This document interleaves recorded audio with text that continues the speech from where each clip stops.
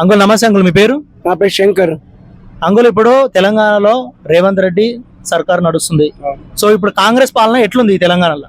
తెలంగాణలో ఎట్లుందంటే ఇంతకుముందు టీఆర్ఎస్ ప్రభుత్వంలో మంచిగా కుదిరింది. ఇప్పుడేమో 10 ఏళ్ళు అవుతుంది, 10 నెలలు అయినానికి వచ్చింది ఆ సార్ వచ్చి. మళ్ళీ కొంతమంది 6 గ్యారెంటీలు ఖరీదుగా లేదు, గ్యాస్ సరిగ్గా ఇస్తలేడు, గ్యాస్ నేను ప్రోగ్రామ్ చేసిన అంటాడు, వాళ్ళ 2500 అంటాడు, అది కూడా కాలేదు ఆడపిల్లలకు. మళ్ళీ ఇది కరెక్టా ఏంది? వాళ్ళ ఆయన చెప్పిన మాట ఒకటి అడుగుతేమో ఆఫీసులలో ఇంకా కాలే, శాంక్షన్ కాలే అని అతను అంటాడు. వాళ్ళు ఎవరు చెప్పాలి ఇది మాకు? మరి ఇప్పుడు అదే పెళ్లిళ్లకు ఆడపిల్లలకు 1,00,000 తర్వాత తులం బంగారం ఇస్తాను, అది కూడా అన్నాడు కరెక్ట్. కింద అది కూడా కాలేదు ఇప్పటిదాకా. మళ్ళీ వాళ్ళది పరిస్థితి ఏంది? ఎవరు అడుగుతున్నారు ఇప్పుడు? గట్టిగా అడుగుతేమో ఆఫీసులలో బాబు మాత్రం కాదు, మీరు పోయి కనుక్కోపోరు, మీరు ఆ మండల ఆఫీసులో ఆల్రెడీ అంటారు ఉల్టా. ఎలాగా సార్ అది? మళ్ళీ ఆయన ఉన్నప్పుడేమో కొద్దిగా లేట్ అయినా కూడా పైసా ఇచ్చిండు. ఒక కట్టగట్టి అంతా 10 మంది 20 మందిని కలిసి ఇచ్చేసాడు.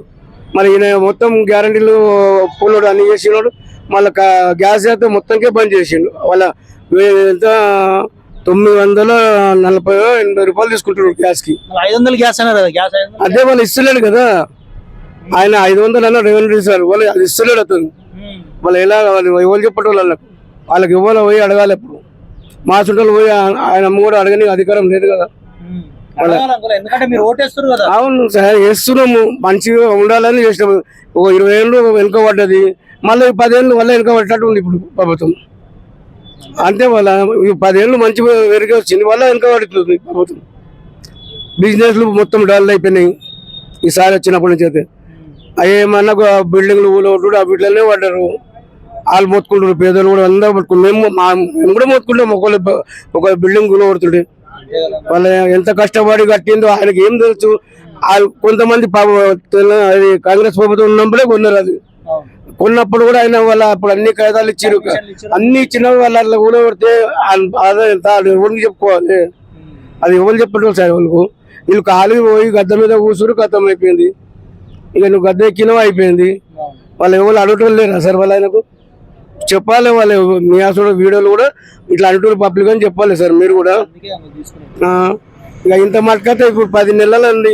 వాళ్ళు ఇంకా 2 ఏళ్ళు పోతే వాళ్ళే కొట్లాడుకుంటారు. ఇది పక్క, ఇదైతే పక్క. ఎవరో వల్ల చేంజ్ అయిపోతున్నారు.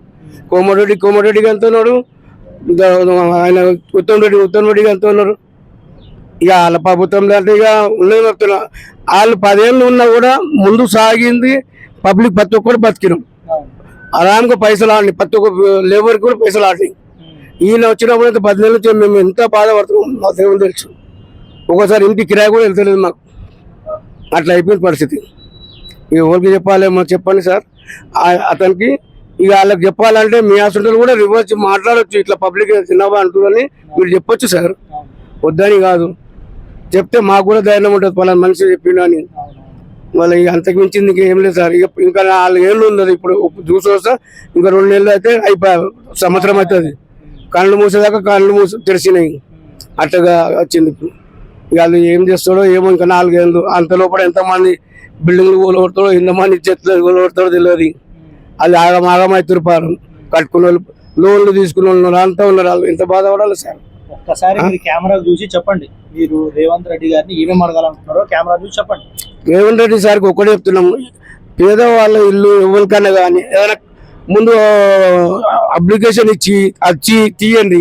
నువ్వు ఆటోమేటిక్ ఉంటే పోయి బుల్లెలను తీసుకొచ్చి ఊళ్ళో కొడతాంటది. ఏం పద్ధతి? ఏ రకంగా ఊళ్ళో కొడతావు? అన్ని డాక్యుమెంట్స్ ఉన్నాయి, అన్నీ ఉన్నాయి. అన్ని నువ్వు అంతా కొడుతుంటా. ఆడు ఎంత బాధపడాలి? అన్ని లక్షలు పెట్టి కొన్నాడు. అది ఏం తెలుస్తుంది ఆ సార్కి? ఆయన కాలికి పెన్ను గీత కొడుతూనే అన్ని శాంక్షన్లు అయిపోతాయి. మా నడవదు కదా అట్లా. అవును సార్, అది ఉంటే పుణ్యం కట్టుకో, యాడ్ చేస్తాం మేము.